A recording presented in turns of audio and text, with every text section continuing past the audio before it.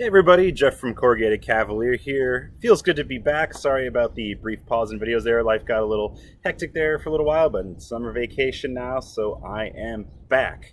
And with that, I am starting to dip my toes into the Bolognese School of Fencing a little bit this summer. Full disclosure, I'm just starting this, and there's no teacher in my area. So because of that, I chose to use the source of Dall'Agocchie.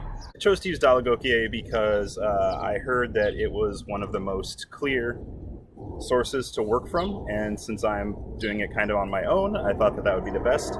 And also on Guy's Sword School Online, there is a section on Bolognese swordsmanship with Gindi Walkup, and he draws mostly from the Dall'Agocchie tradition. So it's the easiest for me to be studying on my own.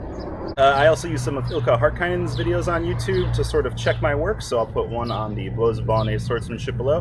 But Dall'Agocchie does some things different than some of the other masters as well, so just keep that in mind.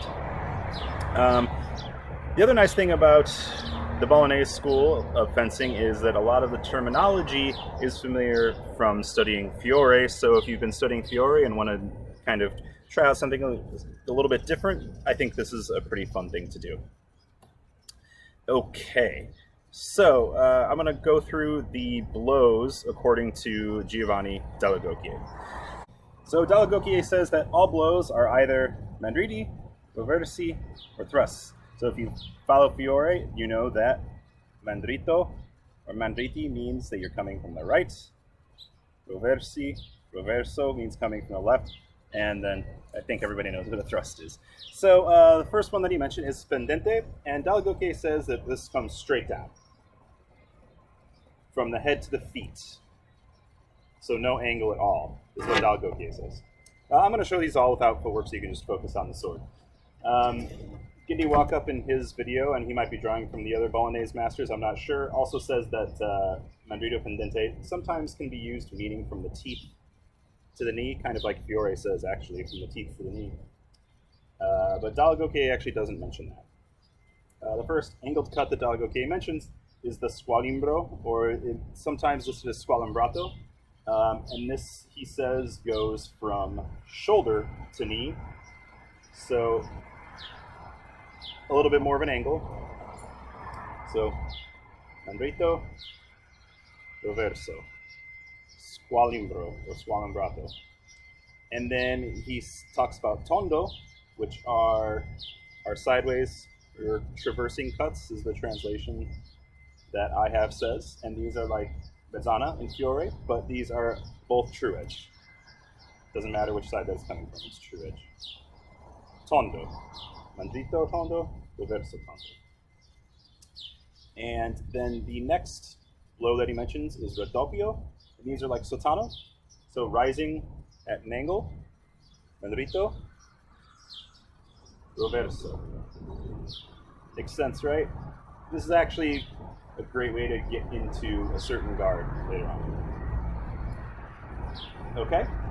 And then he does talk about false edge thrusts, but says that they're more often used for parrying than striking. And these go just by the name falso. So falso dritto is from the right hand side, and falso manco, it's not reverso here, falso manco is from the left hand side.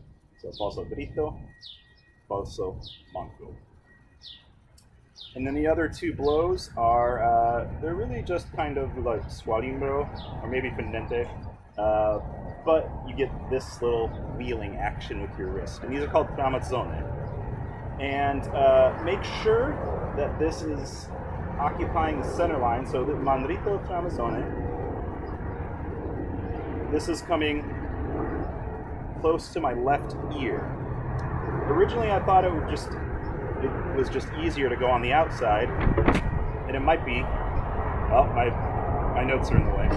But the problem then is you're leaving all of this uncovered. So if you're here, because you're doing this wheeling motion, so if you're doing it on the outside, you're leaving yourself pretty uncovered that entire time.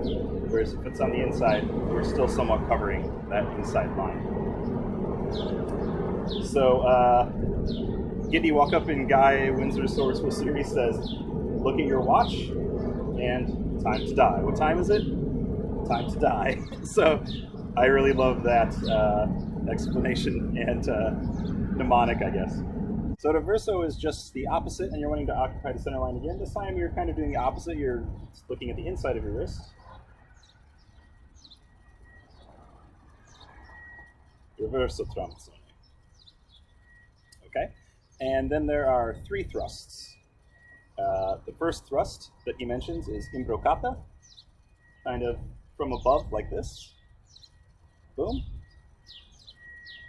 And then stoccata, which is straightforward, and punta diversa, with coming in from the left. So imbroccata, stoccata, and punta diversa. So those are the blows and thrusts of Giovanni Dall'Agocchie's treatise. It's an interesting treatise that kind of is written in the style of a dialogue between master and student, so it's kind of fun to read in a way. I hope that you guys enjoyed that. I'm just getting started. I am by no means an authority on this. Please check the sources that I have below. I just thought it might be interesting for you guys to see my take on it. If I made any mistakes, if you're somebody who knows about this stuff, please feel free to comment below, or if you have questions, of course, ask below. I'm just getting started. It's a lot of fun. Thank you all for coming by the channel. Please click like, subscribe. You can follow me on Twitter at corrugatedcava1, and I will see you all again soon. Be good to each other, and ciao.